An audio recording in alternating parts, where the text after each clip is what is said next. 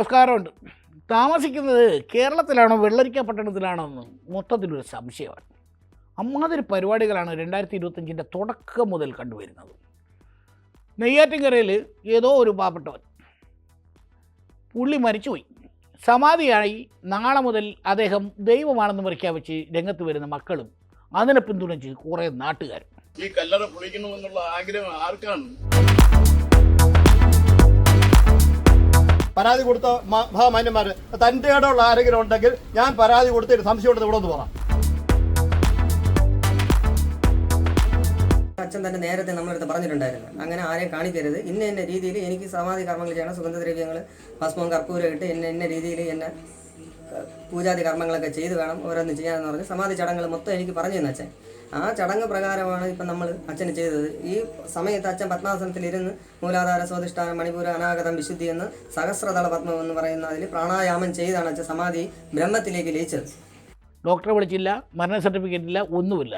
സമാധി എന്ന് പറഞ്ഞാൽ കളിച്ച കളിയല്ല എന്നാണ് അവരുടെ വാദം. ഏതായാലും കോടതി അതിനകത്ത് ഇടപെട്ടിട്ടുണ്ട്. സമാധി സർട്ടിഫിക്കറ്റ് എവിടെ എന്ന ചോദ്യമുണ്ട്. കല്ലറ പൊളിക്കേണ്ടി വരും എന്ന മുന്നറിയിപ്പും കൊടുത്തിട്ടുണ്ട്. ഇതേ കോടതി, സത്യം പറഞ്ഞാൽ കോടതിയാണ് താരം.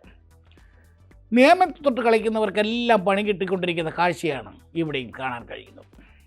വെള്ളരിക്ക പട്ടണത്തിൻ്റെ കാര്യമാണ് പറഞ്ഞു വന്നത്. പറയാൻ കാരണം സ്ത്രീ വിരുദ്ധ പരാമർശം അല്ലെങ്കിൽ ലൈംഗിക അധിക്ഷേപ പരാമർശത്തിൽപ്പെട്ട് ഒരാൾ അകത്താവും. ജാമ്യമില്ലാത്ത കേസിന് അകത്താവും. കോടതി ഒരു 3-4 ദിവസം പുള്ളി അകത്ത് കിടന്നപ്പോൾ ശരി ജാമ്യം കൊടുത്തേക്കാമെന്ന് തീരുമാനിക്കും.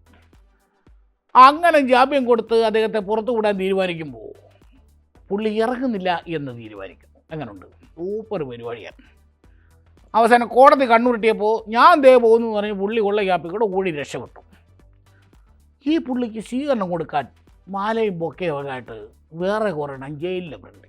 വെട്ടാവളിയന്മാരുടെ ലോകം എന്നല്ലാതെ എന്താണ് ഇതിനൊക്കെ പറയേണ്ടത്? ഞങ്ങളെല്ലാവരും ഭയങ്കര ടെൻഷനിലും വിഷമത്തിലും ആയിരുന്നു.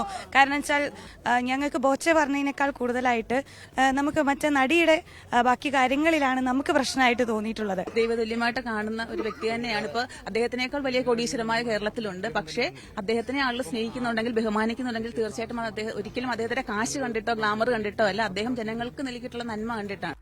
സംഗതി രാവിലെ 10 മണിയാവുന്നതിന് മുമ്പേ ജാമ്യ ഉത്തരവൊക്കെ കോടതിയിലെത്തി ഉള്ള വണ്ടി കയറി ബോച്ചയെ സ്ഥലം വിട്ടു. ബോച്ച പോയതിന് ശേഷമാണ് ബോച്ചയെ സ്വീകരിക്കാനുള്ള ടീമുകളെല്ലാം കൂടെ വരുന്നത്. കുറേ ചൈനീസ് പടക്കം, പിന്നെ മാല, ആകെ ബഹളമാണ്. സംഭവം ബ്ലോക്കിലൊക്കെ വിട്ട് ഇവിടെ എത്തിയപ്പോൾ ലേറ്റായിപ്പോയി. ബോച്ച പോയി ഉള്ള ഉയരം കൊണ്ട് പുള്ളി നേരത്തെ സ്ഥലം വിട്ടല്ലോ. പിന്നെന്ത് ചെയ്യും? ഏതായാലും വന്നതല്ലേ, നമുക്ക് പടക്കം പൊട്ടിക്കാം. എവിടെ? ജയിലിന് മുന്നിൽ എങ്ങനെ പൊട്ടിക്കും? ജയിലിന് മുന്നിൽ പൊട്ടിക്കും, ദീപാവലിക്ക് പൊട്ടിക്കുന്നില്ല. പിന്നെന്താ ജയിലിന് മുന്നിൽ പൊട്ടിക്കാനുള്ള കുഴപ്പം എന്നാണ് ചോദ്യം. മെൻസ് അസോസിയേഷൻ പുരുഷന്മാരുടെ അവകാശത്തെക്കുറിച്ച് വാതോരാതെ സംസാരിക്കുകയും അവർക്ക് വേണ്ടി പ്രവർത്തിക്കുകയും ചെയ്യുന്ന ടീമാണത്രേ. രാജ്യത്ത് നിയമമുണ്ട് എന്നുള്ളതൊന്നും ഇവർക്ക് ബാധകമല്ല. ഞങ്ങൾ ഇത് പൊട്ടിക്കും. അതെങ്ങനെ പൊട്ടിക്കാൻ പറ്റും? ഇന്ന് ജയിലിന് മുന്നിൽ പടക്കം പൊട്ടിക്കുന്നവർ നാളെ ജയിലിൽ ടൂർ പോകണം എന്ന് പറഞ്ഞ് വാശി പിടിച്ചാൽ നമുക്ക് സമ്മതിക്കാൻ പറ്റുമോ? പറ്റൂല. ആകെ അലമ്പും ബഹളമാണ് അവിടെ.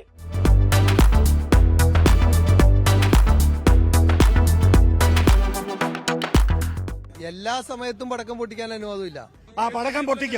പടക്കം പൊട്ടിക്കാൻ തന്നെ ഓരോ പ്രത്യേക അവസരങ്ങളിൽ, ഉത്സവങ്ങളിൽ, ആഘോഷങ്ങൾക്കൊക്കെ നമുക്ക് പടക്കം പൊട്ടിക്കാം. അതല്ലാതെ ജയില് പോലെ ഒരു സുരക്ഷിത മേഖലയിൽ ആരെങ്കിലും പടക്കം പൊട്ടിക്കും? അങ്ങനെയാണെങ്കിൽ ദീപാവലിക്ക് നട റോഡിൽ പടക്കം പൊട്ടിക്കുന്നതിന് അന്ന് നിങ്ങൾ ഈ ചോദ്യം ചോദിക്കാത്ത എന്താ? അത് തന്നെയല്ല, പൊതുജനങ്ങൾ സഞ്ചരിക്കുന്ന വഴിയിൽ പടക്കം പൊട്ടിക്കാവും. ഞങ്ങൾ ഇത് പൊട്ടിച്ചിരിക്കും. അത് ഞങ്ങളെ പുരുഷന്മാർക്ക് വേണ്ടിയുള്ള സംഘടനയാണ്. ഇവിടെ ഒരു ക്രമസമാധാനം അല്ലെങ്കിൽ ബുദ്ധിമുട്ടുണ്ടാകാൻ സാധ്യതയുണ്ടെന്ന് പോലീസ് പറഞ്ഞാൽ അനുസരിക്കാൻ പൊതുജനം ബാധ്യസ്ഥരല്ലേ?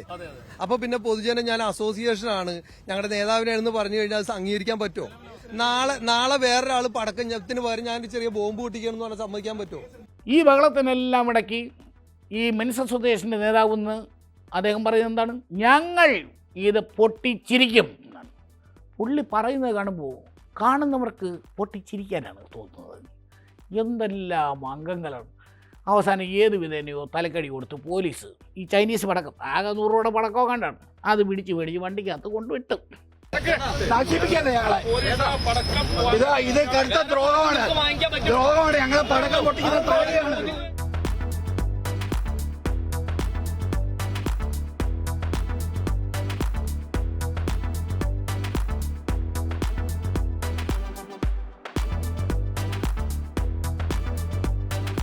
പിന്നെ എന്താ ബാക്കിയുള്ളത്? 50 രൂപയുടെ ഒരു മാലയാണ്. പോച്ചയുടെ കഴുത്തിയിടാൻ കൊണ്ടുവന്നതാണ്. പോച്ച നിന്നടുത്ത് പോച്ച പോലും കടിച്ചില്ല, പുള്ളിക്കാലം വിട്ട് കഴിഞ്ഞു. എനിക്ക് ഈ മാലയിടാൻ ഏതെങ്കിലും ഒരു കഴുത്ത് തരൂ എന്നുള്ള മട്ടിലാണ് പിന്നെ ഒരു മാലയുമായിട്ട് നടക്കുക.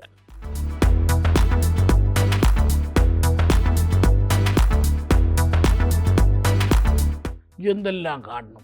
100 രൂപയുടെ പടക്കവും 50 രൂപയുടെ മാലയും ഉണ്ടെങ്കിൽ സകല മാധ്യമങ്ങളുടെയും അരമണിക്കൂർ അല്ലെങ്കിൽ 1 മണിക്കൂർ പ്രേക്ഷക ശ്രദ്ധ തങ്ങളിലേക്ക് അടുപ്പിക്കാമെന്ന് കണ്ടുപിടിച്ച ഈ അണ്ണന്മാരല്ലേ മിടുക്കന്മാർ. ഏതായാലും ഒറ്റ കാര്യമേ പറയാനുള്ളൂ, കളിച്ച് കോടതിയുടെ ഫ്രണ്ടിലൊന്നും ചെന്ന് നിൽക്കരുത്. കോടതി കൈ കിട്ടിയാൽ തൂക്കി അകത്തിടുമെന്നുള്ള കാര്യം 3.5 തരവാണ്. കാരണം അമ്മാതിരി അംഗങ്ങളാണ് ഇവിടെ കിടന്ന് കാണിച്ചുകൊണ്ടിരിക്കുന്നത്. അവകാശങ്ങളെക്കുറിച്ച് പറയുമ്പോൾ ബാക്കിയുള്ളവർക്കും ഈ നാട്ടിൽ അവകാശങ്ങളുണ്ട്. മനുഷ്യർക്ക് ജീവിക്കണം എന്നുള്ള കാര്യം നിങ്ങൾ ദയവ് ചെയ്ത് ഓർക്കണം. മൊത്തത്തിൽ ഇതൊക്കെ കാണുമ്പോൾ ഒറ്റ കാര്യം മാത്രമേ പറയാനുള്ളൂ, 2025 പൊളിക്കും, ഒരു സംശയമില്ല. കാരണം തുടക്കം അതാ. ഇന്നിപ്പോൾ എത്ര ദിവസമായി? ഇതേ ചുരുക്കം ദിവസമായിട്ടുള്ളൂ. സൂപ്പർ തുടക്കമാണ്. ഈ മട്ടിലാണ് കാര്യങ്ങളെങ്കിൽ ചിരിച്ച് മനുഷ്യൻ്റെ ഊപ്പാട് വരത്തേ ഉള്ളൂ. കാണാം, നാളെ എന്തെങ്കിലും കിട്ടാതിരിക്കത്തില്ല. ബൈ.